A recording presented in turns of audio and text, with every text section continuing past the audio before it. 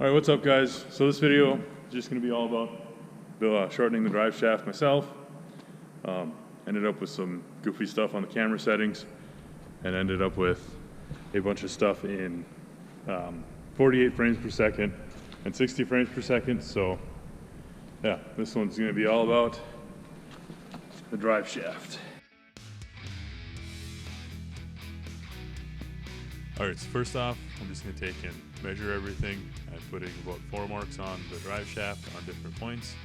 Then I'll come back with tape, go all the way around, that way I have a nice even reference point for when I'm cutting it. Now I'm going to use the chop saw, but obviously you could come back and do this with a cut-off wheel on a grinder as well.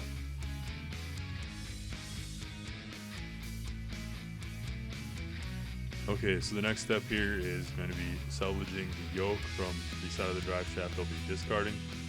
Now to do this, you just need to cut that weld, and then you can knock the yoke out of the drive shaft because they're just press fit in there and then welded. I'm using a turning lathe. This could also easily be done with a grinding wheel.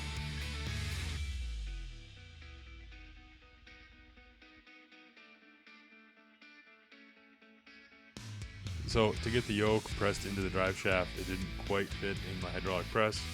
So this is what I ended up using. It's just a bottle jack with a chain wrapped all the way around the drive shaft. And that presses down onto the yoke and presses it in. I got it most of the way in that way. Then I used the dead blow hammer to finish it off. So I'm underneath the pickup here trying to get the drive shaft lined up with the dial indicator.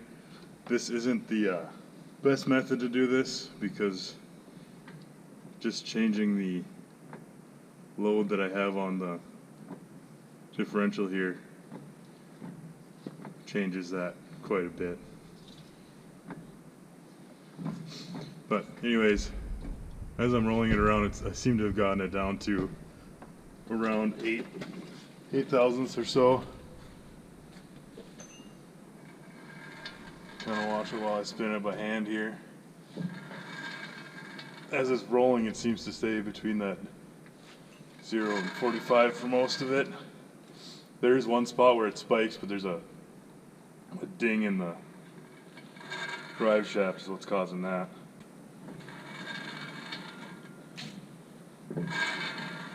So I think we're good enough to where I can start tacking it. I'll check it between each tack, try and get 5 or 6 tacks all the way around it and make sure we're still good. Then I can pull this out and weld it. So I finished up tacking the drive shaft. I did that with it in the pickup. In between each tack, I went ahead and checked the run out, made any adjustments I needed to, tacked the next one, and repeated that step until I had about 5 or 6 tacks on it. So pulled it out, got it set up on the bench here. Now I'm just getting ready to weld it. Mine is, this drive shaft's an aluminum drive shaft. So using my AC/DC TIG welder, I just have a basic Eastwood setup. It works pretty good, pretty happy with the thing. And kind of just to prove a point with that on how good this cheap welder is. This is the first time I've welded aluminum with it. First time I've TIG welded aluminum in about 4 years. And I didn't even do a test patch with this, or test run with this. I just set it up to what the settings were in the book, and I went for it.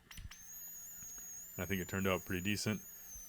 Anyways, ideally when you're doing this welding, you would want to do the joint as evenly as possible and try and do it all at once. Obviously with the TIG welder, you're going to have to stop and grab a new wire.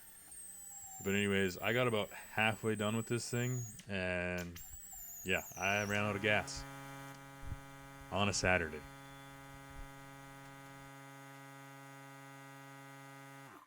Alright, so I got it all welded up.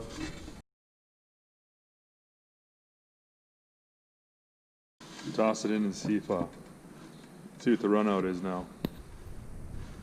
Alright, so I got the drive shaft all installed again after doing the welding. So before fully welding it, I had about 7 thousandths of run out on it, which is well within the spec of being under 10. Unfortunately, after welding it, we're just outside of it now and have 11 thousandths of run out. Hoping it's close enough that it won't cause any major vibrations. But I mean, we are running some heavy ass intercoat tires, and I'm using balance beads, so even if there is a slight vibration coming from it, probably won't be noticeable. Alright guys, thanks for watching, and as always, please like and subscribe to follow along with the build.